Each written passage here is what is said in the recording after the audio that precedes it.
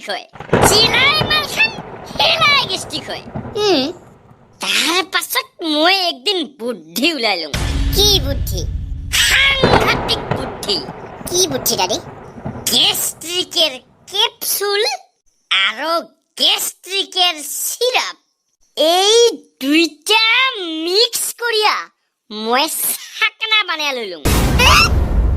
এইবাৰ ইগো ছাকনা দিয়া মাল খাবা ধৰলুং তাৰ পাছত মোৰ পেটেৰ গেষ্ট্ৰিকেৰ 12 বাজি গেল ছাকনাৰ খৰচ বাছিল